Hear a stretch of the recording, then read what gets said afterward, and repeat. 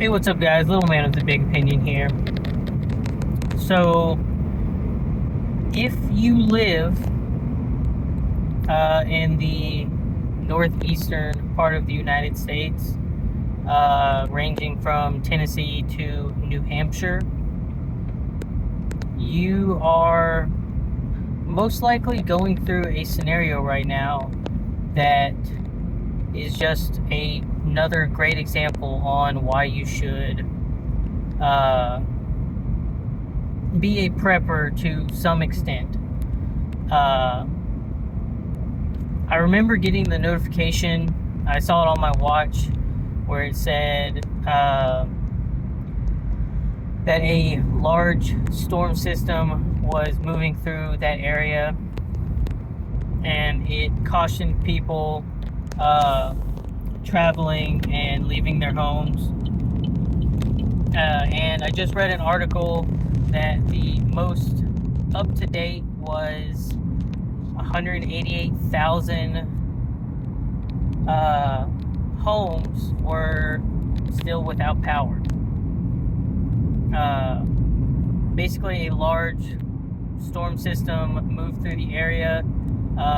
There was heavy rain and high winds that in the initial phases of it knocked out power for over 1 million homes. So I could give a conservative estimate that there's only 2 people per home. So we're looking at 2 million people. It didn't really tell a number of people that were without power, but it did say as of Tuesday afternoon, which at the time of recording this video, it is 6:27, that the 188,000 homes were estimated still without power.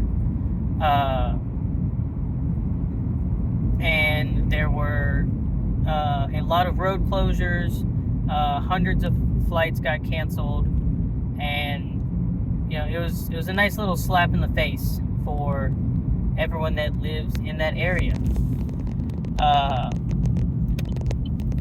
There's still the strong possibility that, based off just what I read in the article, that some of these homes could be without power for several more days as, technicians work through restoring it. Typically what goes down, when you don't have power is you also tend to lose internet connection.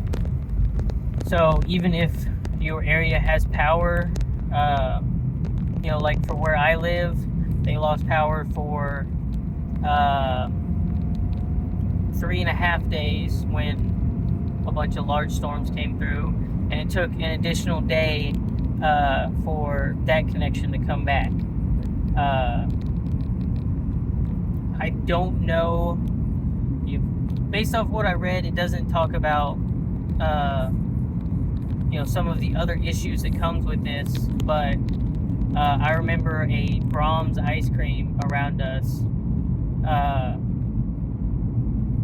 Their manager had someone show up to the store, and they were basically handing out half-frozen ice cream. They said, if you want it, you can take it. This is all going to get trashed anyway.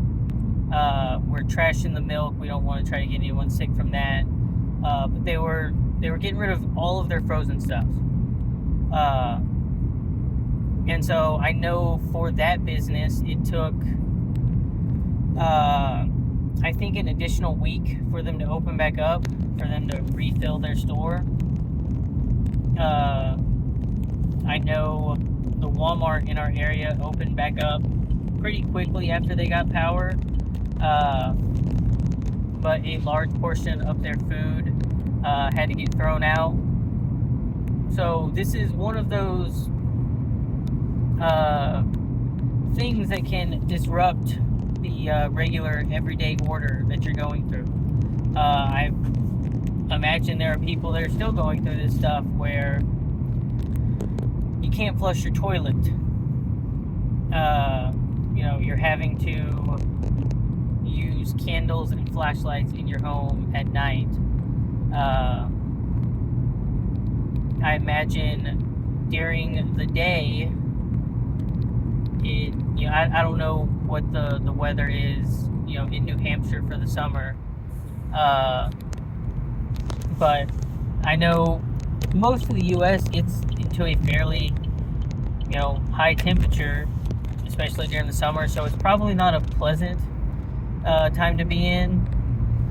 They did report 2 deaths, and so, that's something that we can be saddened with, and, also thankful that it wasn't any higher than that.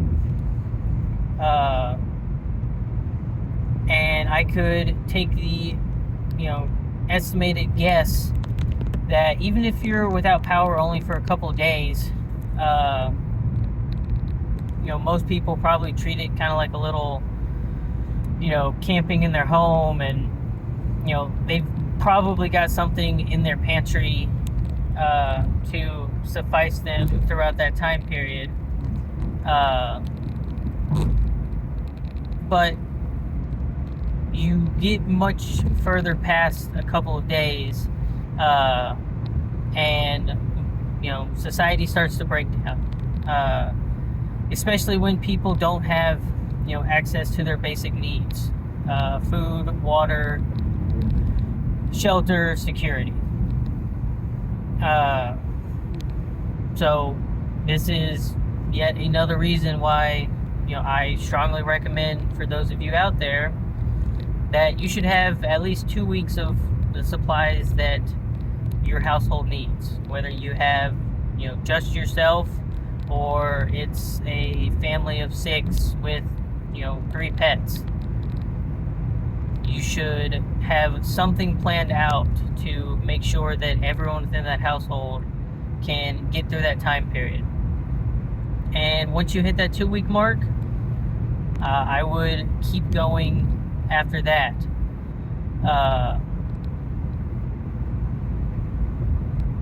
It's something,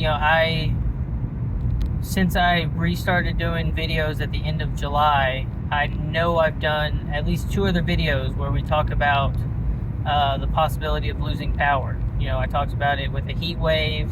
I brought up the storms that blew through my area. And so 1 million households is not, a relatively, small amount. It's a pretty considerable amount. And so it is something that if you have not lived through this, there's a high probability that you will live through something like this at some point in your life. So, again, that's why my biggest push is to have the food and water that you need to weather storms like this.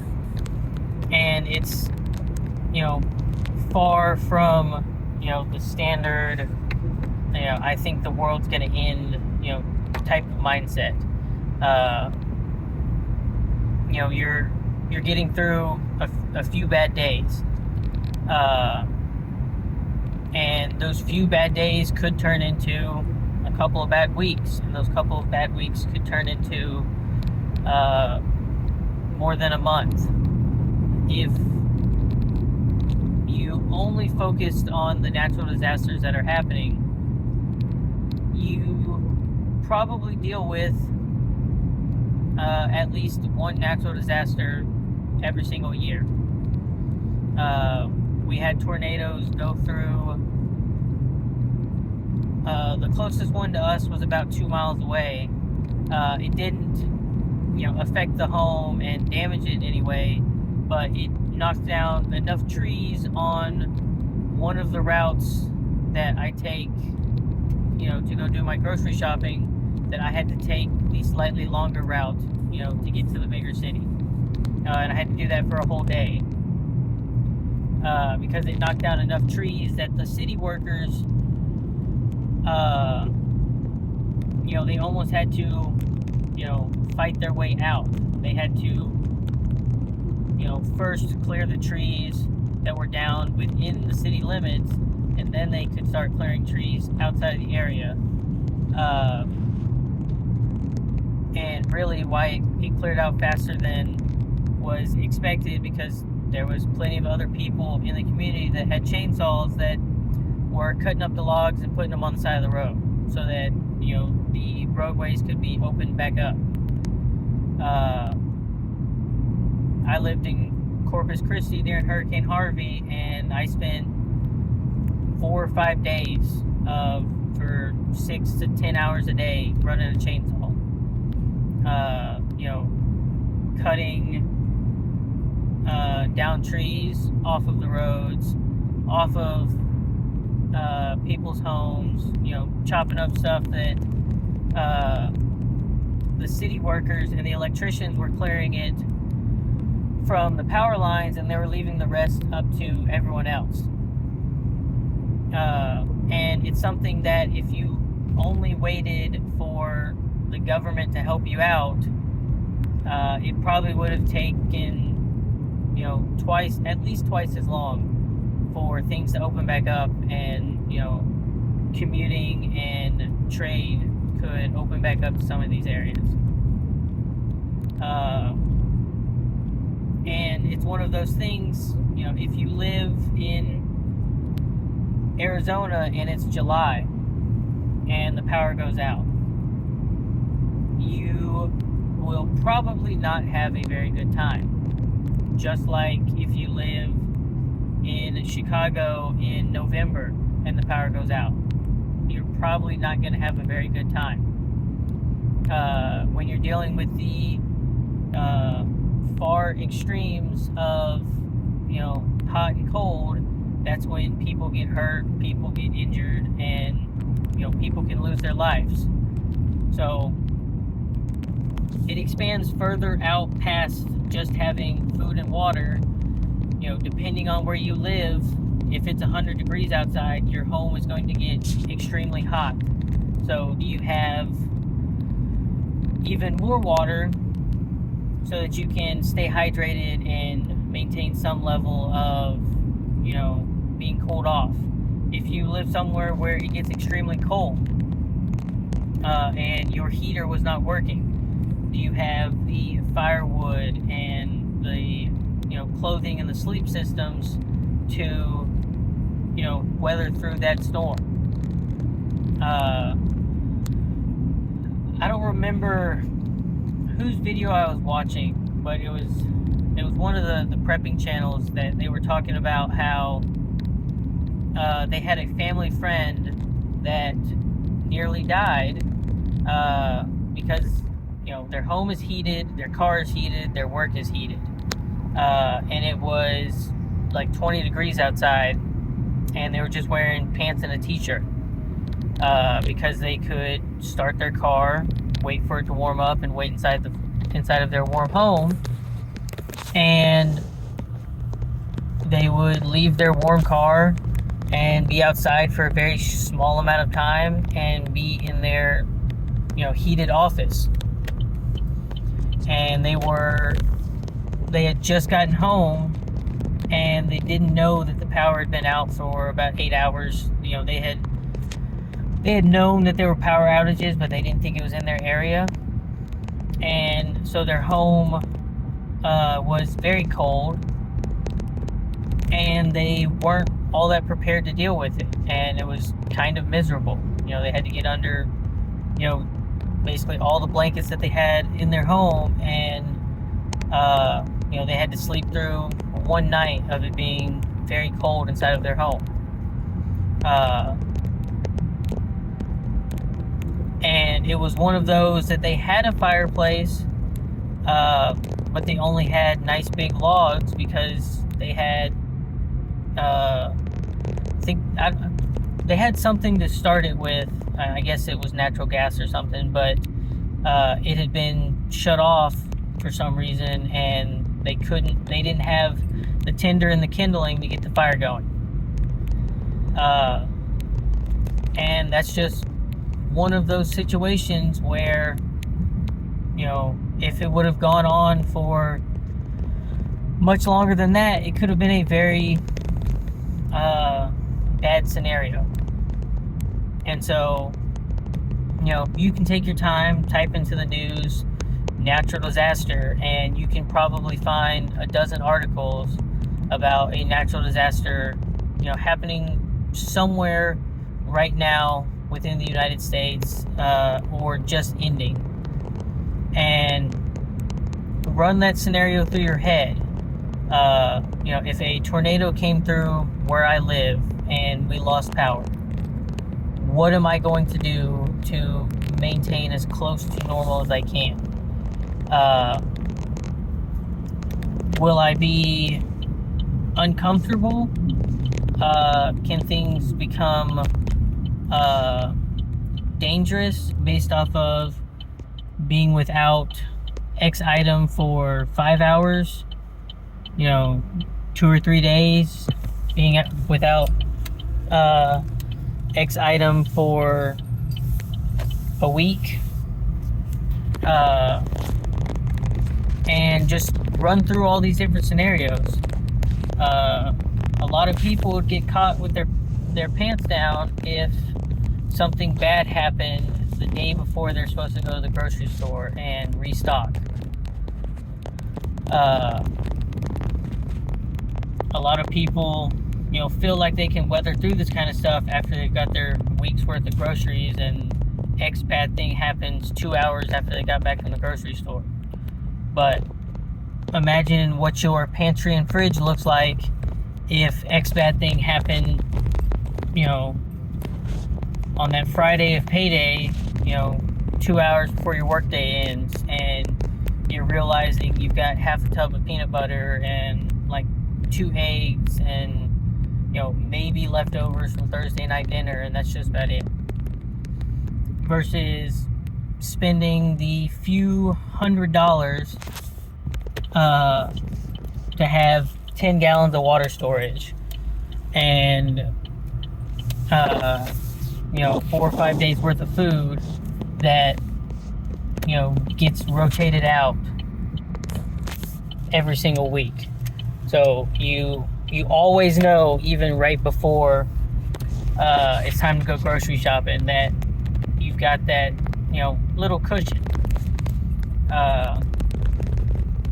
Maybe you get sick and you don't go grocery shopping, and you've got those 4 or 5 days, and then that bad thing happens.